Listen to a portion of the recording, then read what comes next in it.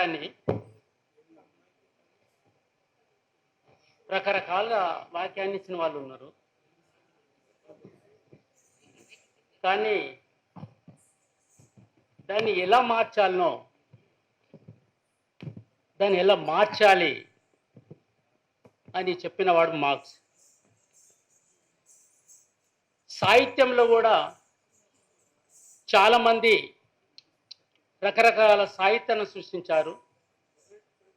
కానీ గద్దర్కు అక్కడనే తేడా ఉన్నది. అంటే ఈ సమాజాన్ని ఒక గతితారిక భౌతికవాదంతో విశ్లేషించి దాన్ని సాహిత్యంలో తీసుకొచ్చాడు. అందుకు సాహిత్యంలో లెజెండ్ అయ్యాడు గద్దర్.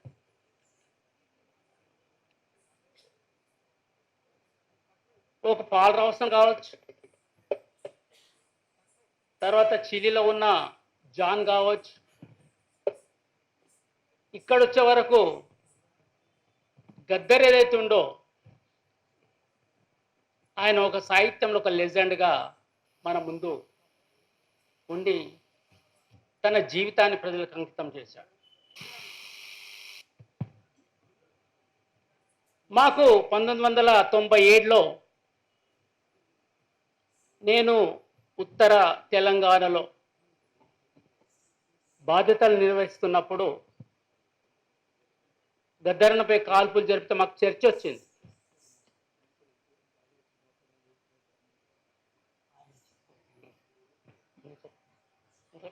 అన్న ఇప్పుడే చేసినటువంటి బీసీ నాయకులు అన్న తాజ్ నర్సింగ్ అన్న గారిని వేదిక మీదకి ఆహ్వానిస్తాం.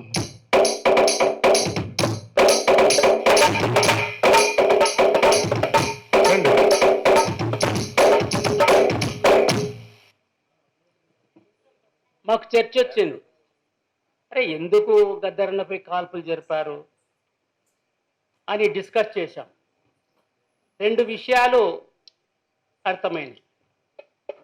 ఒకటి ఏంది, ఇప్పటి వరకు మన అల్లం నారాయణ చెప్పినట్టు శవాలు ఎన్కౌంటర్లో చనిపోయిన శవాలను స్వాధీన కమిటీగా ముందుకొచ్చాడు.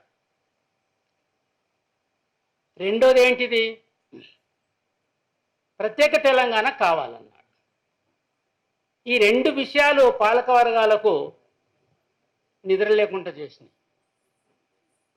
కాబట్టి ఆయన మీద కాల్పులు జరిపారు. అట్లా ఒక కాల్పులే కాదు, మాతోటి ఉన్నప్పుడు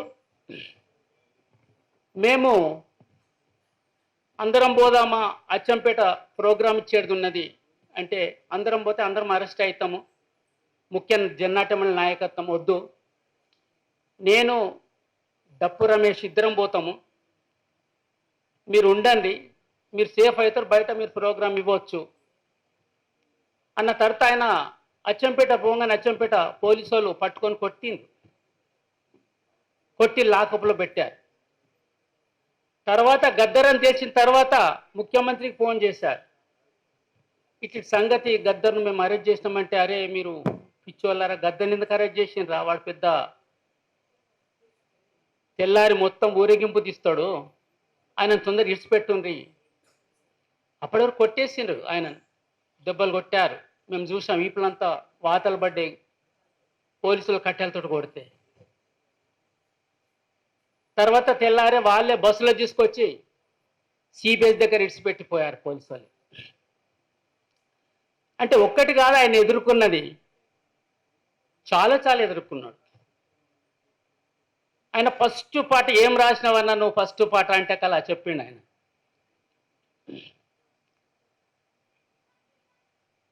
మన సత్యటాకి సుకాడ సారా నీకు దాగిపిస్తా, లాల్ బాజారులోన లంకా బుగడాలు తినిపిస్తా, అల్ప హోటేలులోన ఆలు బిర్యానీ తినిపిస్తా, ఆపుర రిక్షోడో రిక్షంట నేనొస్తా, నిపుర రిక్షోడో రిక్షా మీద నేనొస్తా, ఆపుర రిక్షోడో రిక్షంట నేనొస్తా, నిపుర రిక్షోడో రిక్షా మీద నేనొస్తా.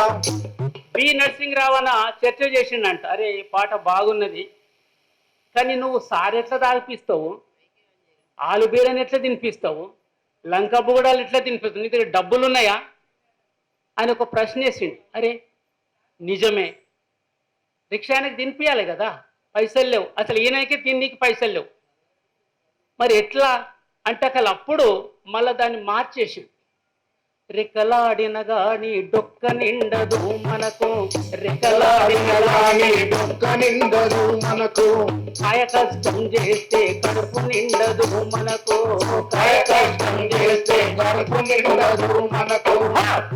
ఈ దొప్పిడి దొంగల రాజ్యమురో మన కడుపులు నిండవిరో. ఆపుర రిక్షోడో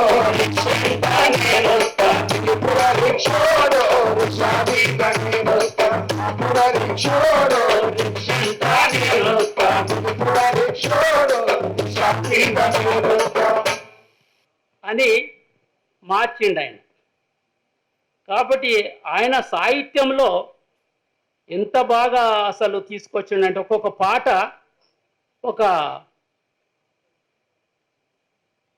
లెజెండ్గా చరిత్రలు నిలిచిపోయినాయి. కరీంనగర్లో హుజురాబాద్ తాలూకా, ఇప్పుడు హుజురాబాద్ జిల్లా అయిండొచ్చు, అది కనూళ్ళ గిద్దెలో పద్మ అనేట ఆమెను భూస్వాములు అత్యాచారం చేయనికి ఎత్తుకపోనికి ప్లాన్ చేస్తే తిరుగుబాటు చేసి ఆమె జన్నాట్య మండలికి వస్తే ఆమె చెప్పిన బాణి ఏదైతుందో ఆ బాణి తీసుకొని పాట రాసేసి మదన సుందారి మదన సుందారి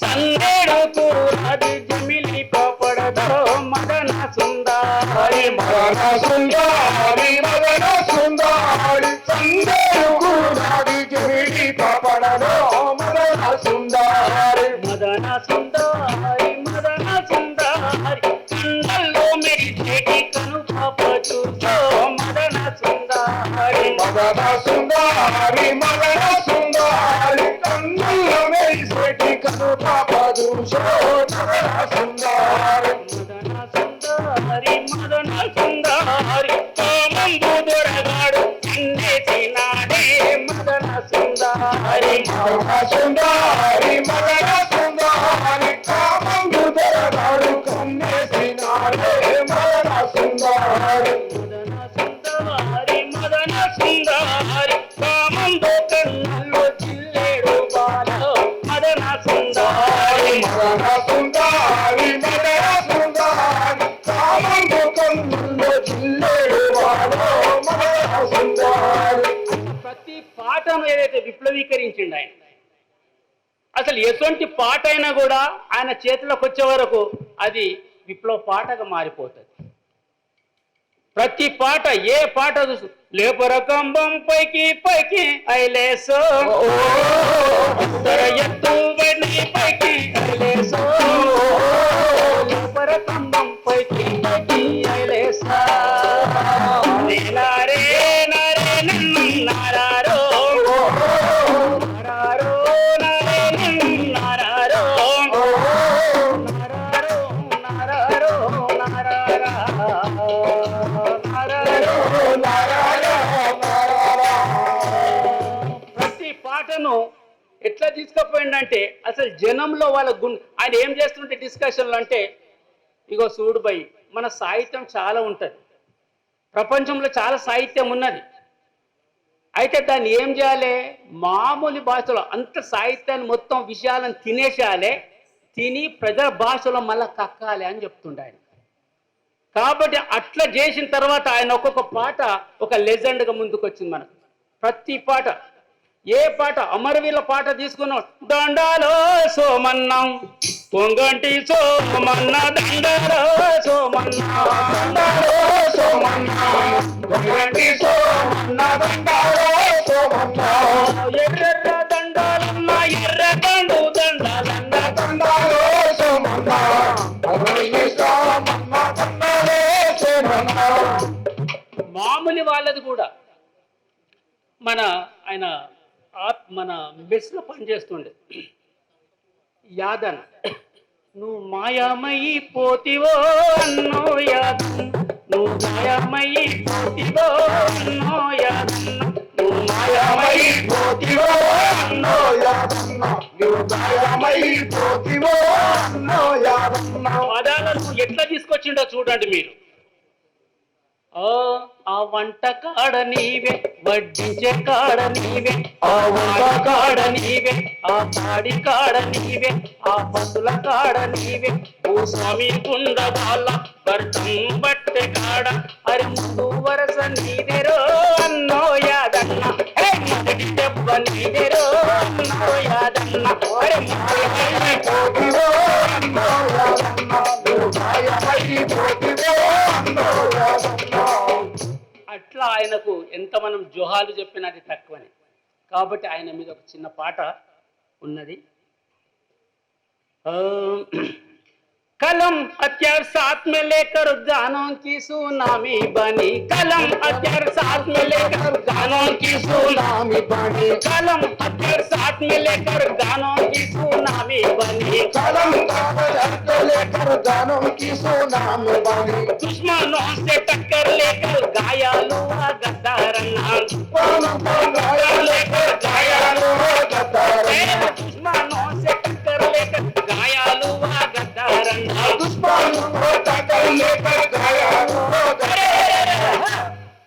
घुंघरू बांध के निकला देखो रे मना गद्दारन्ना, घुंघरू बांध के निकला देखो रे, घुंघरू बांध के निकला देखो रे मना गद्दारन्ना, घुंघरू बांध के निकला देखो रे, कंबल ऊपर डाल के निकला रे मना गद्दारन्ना, कंबल ऊपर डाल के निकला रे मना गद्दारन्ना, गाते गाते मारूंगा मरते मरते गाऊंगा, गाते गाते मारूंगा मरते मरते गाऊंगा, गाते गाते मारूंगा मरते मरते गाऊंगा, गाते गाते मारूंगा मरते मरते गाऊंगा, दिल्ली से गली तक, गली से दिल्ली तक, दिल्ली से दिल्ली तक, दिल्ली से दिल्ली तक, तेलंगाना आजाद के लिए जान भी दे देंगे करके, तेलंगाना आजाद के लिए जान भी दे देंगे, सर पे रुमाल बांध के निकले रे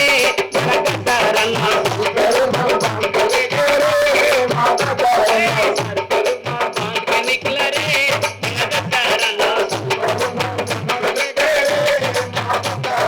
गद्दारन्ना को सलाम कहेंगे मना साथियों, गद्दारन्ना को सलाम कहेंगे गद्दारन्ना को सलाम कहेंगे मना साथियों, गद्दारन्ना को सलाम कहेंगे मना साथियों. దాన్ని తెలుగులో కొద్దిగా పాడతాను. పెన్ను నేమ గన్నుగా చేసి పాటల సునామీ సృష్టించిండు, పెన్నునేమో గన్నుగా చేసి పాటల సునామీ సృష్టించిండు, పెన్ను నేమ గన్నుగా చేసి పాటల సునామీ సృష్టించిండు, పెన్నునేమో గన్నుగా చేసి పాటల సునామీ సృష్టించిండు,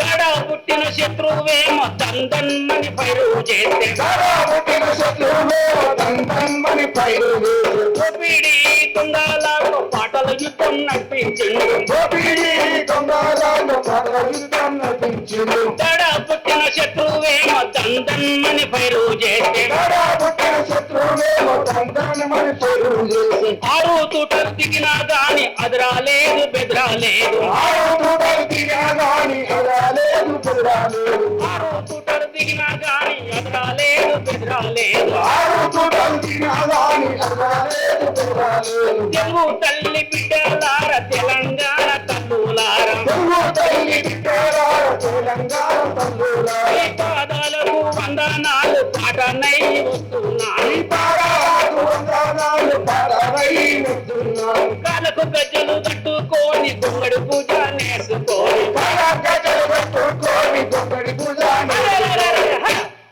పాటలు పాడుతూ బయలుదేరిండే మన గద్దారన్న, పాటలు పాడుతూ బయలుదేరిండే బయలుదేరిండే మన గద్దారన్న, పాటలు పాడుతూ బయలుదేరిండే మా గద్దారన్న, ప్రజలకి నా ప్రాణమన్నడే మన గద్దారన్న, ప్రజలకి నా ప్రాణమన్నడే మా గద్దారన్న, గల్లీ నుండి ఢిల్లీ దాకా, ఢిల్లీ నుండి గల్లీ దాకా, ఢిల్లీ నుండి ఢిల్లీ దాకా, ఢిల్లీ నుండి గల్లు దాకా, తెలంగాణ కోసమేమో ప్రాణం పోయిన పర్వాలేదని, తెలంగాణ కోసమేమో ప్రాణం పోయిన పాటనే నా ప్రాణం అన్నాడు, జీవితమే నా లడాయి అన్నాడు. తలకు రుమాలు చుట్టుకొని తెలంగాణ చుట్టి వచ్చే తెలంగాణ ముక్తి కోసమే తెలంగాణ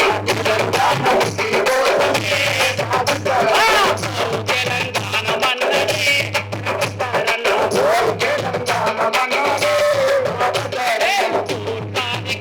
మన్నడే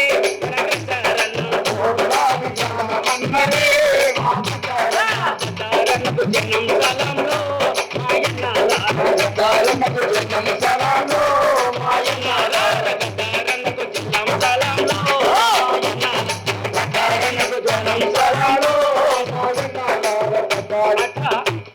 ఆయన పాట చెప్పుకుంటే ఒక మహాసముద్రం అవుతుంది ఆయన.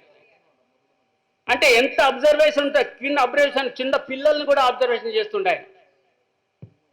అసలు ఆయన నక్సల్ బరెడ్డి కథ ఆయనకు 75లో అడవిలోకి తీసుకుపోయాడు. అడవిలోకి ఆల్ఫ్రెడ్ అనే ఒక సిబిఐ అంటాడు, వాళ్ళు తీసుకుపోయేసి మెదక్ జిల్లాలో చెట్టు కట్టేసిరు ఆయన. కట్టేసిన తర్వాత చెప్పు గద్దర్, నీకు పాటతో ఏం సంబంధం ఉంది, నేను పాటలు పాడతాను, నేను రాస్తాను అని చెప్పాడు. చెప్తే కాల్చుకుంటే కాల్చుకోరు మీరు అన్న. ఆ ఆల్ఫ్రెడ్ ఏమన్నానంటే, నువ్వు దళిత అయిపోయినా కాబట్టి నేను నిడిచిపెడుతున్నా, నేను దళితనే, లేకపోతే నేను చంపేస్తుంటే అని చెప్పాడు. అట్లా ఆయన ప్రతి విషయం కూడా దాన్ని తీసుకొచ్చిన తర్వాత టార్చర్ అయిన తర్వాత ఎట్లా రాసిన పాట అంటే, తుపాకులకెదురు నడవరా అన్నయ్య తూటాల మాల దొడిగరా, అన్నయ్య తూటాల మాల దొడిగరా, తల వంచుకున్న వంటే తలలు నరికి వేస్తారు, పట్టు వదిలిన వంటే ప్రాణం పెకలిస్తారు, వలలో చిక్కుకున్న పులి పిల్లలు నీవు వదిలిపెడతారు నే భ్రమలు ఇంక నీ మొదలు, ఇంటికి విప్లవానికి రెంటికి చెడిపోకురా, వంటికి ఎరుపు తెచ్చి కదిలిపోను. దెబ్బలు తిన్న తర్వాత సాహిత్యం ఎట్లా సృష్టించండు చూడండి మీరు. కాబట్టి ఆయన ఒక లెజెండ్. సాహిత్యంలో అయితే ఇక ఆయన ఎదురులేదు. ఆయన కార్ఖానలో పనికి పోయేటప్పుడు కూడా ఇంటికి రాగానే ఆయన సైకిల్ గంటినగానే కంపెనీ కూలోడు, ఇంటిలోని పసి కూనలు కంపెనీ కూలోడు, బాబొచ్చిందనుకోని కంపెనీ కూలోడు, బాబా బిక్కిదే లేదా కంపెనీ కూలోడు, బాబా కాయిదే లేదా కంపెనీ కూలోడు, రేపు తెస్తానంటే కంపెనీ కూలోడు, అనుకుంటూ కంపెనీ కూలోడు, కలిగిపోతుంటే కంపెనీ కూలోడు, ఎంత చెప్పినా వినక కంపెనీ కూలోడు, సిద్ధుకు ఎగబడితే కంపెనీ కూలోడు, పడా దెబ్బ మీద కంపెనీ కూలోడు, దెబ్బ మీద దెబ్బేసి కంపెనీ కూలోడు, అయ్యో నా పిల్లలని కంపెనీ కూలోడు, కళ్ళల్లో నీళ్లు తిరిగే కంపెనీ కూలోడు, కళ్ళల్లో నీళ్లు తిరిగి గుండె చెరువు అయిపోయే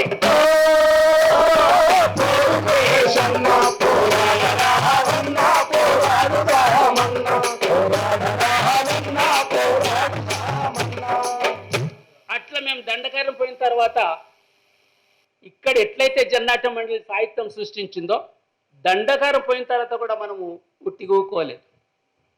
జంగల్ మే చాందిరే जंगल में चांदिरे जेमिन में सोनारे बैल डिल्ला डिल्ला नहीं कनिजों का खिला रे इतना सारी जंगल में बुका क्यों रे प्यास क्यों रे, अरे इतना सारे जंगल में बिका क्यों रे प्यास क्यों रे, हमारे बतर सबसे सुंदर देखो देखो रे मेहनत कर जिसवाले आदिवासी रे आदिवासी रे. ఈయన చెప్పిన ఏదైతే ఆ లిరిక్స్ ఉన్నాయో దాన్ని ఎట్లా పాటలు రాయాలి, ఎట్లా జనంలోకి తీసుకుపోవాలి, ఎట్లా వాళ్ళ నాడి పట్టుకోవాలి అని ఏవైతే చెప్పిండో దాన్ని దృష్టిలో పెట్టుకొనే ఇక ఆఖరికి మేము 89లో ఆయన మాకు దండకారం లోపలికి పోనీకి ట్రైన్ ఎక్కిచ్చిండు. ఆయన ఇక ఆఖరి లాస్ట్ కలుస్తున్నప్పుడు ఎట్లా మళ్ళీ కలుస్తామా లేదా అనేది మాకు డౌట్. ఎందుకంటే వెనకకు రావద్దు. అక్కడ ట్రైన్ దిగిన తర్వాత ఎవరు మమ్మల్ని గుర్తుపట్టే ఆయన వస్తాడా రాడా, మళ్ళీ రిటర్న్ రావాలన్నా వద్దా, రిటర్న్ వస్తే అడ్రస్ లేదు, ముంగడికి పోతే ఆయన వస్తాడో రాడో తెలియదు. ఇక అట్లా విడిపోయినాం మేము ఇద్దరము. విడిపోయిన తర్వాత ఒకరికొకరు బాగా చూసుకున్నాం. మేము చూసుకున్న తర్వాత అసలు ఇక మేము ట్రైన్లో కూర్చున్న తర్వాత ఆయన ఎటు పోతాడు, ఇప్పుడు అన్ని ఎటు పోతాడు, ఏడుంటాడు, ఇంతవరకు మేము ఉంటాం, ఇప్పుడు ఆయన ఒక్కో ఎక్కడ ఉంటాడు అని మాకు ఇదే డౌట్ ఉండే. కాబట్టి లక్కలుగా పోయిన తర్వాత అక్కడ దొరికిండ్రు. తర్వాత ఈయనకు మేము లెటర్ రాసిన తర్వాత ఆయన నేను కూడా సేఫ్గానే ఉన్నా అంటే, ఎంత ఏది కష్టం వచ్చినా కూడా ఆయన ఒక మనుషుల్ని ఒక రాజకీయ చైతన్యంతో నిలబెడుతుండే, అది గద్దర్. కాబట్టి ఆయన సాహిత్యం చెప్పాలంటే సముద్రం లెక్క ఉన్నది. కాబట్టి ఇక్కడ పెద్దవాళ్ళు అందరూ మాట్లాడుతున్నారు. కాబట్టి మీరు అందరికి వచ్చిన వాళ్ళకు మళ్ళా ఛాన్స్ దొరికితే మళ్ళా క్లియర్గా మనం మాట్లాడుకోవచ్చు. కాబట్టి ఇక్కడ పెద్దలు కూర్చున్న వాళ్ళకి అందరు కూడా నా అభినందన తెలుపుతూ మీ అందరు కూడా నా జోహార్, నా లాల్ సలాం.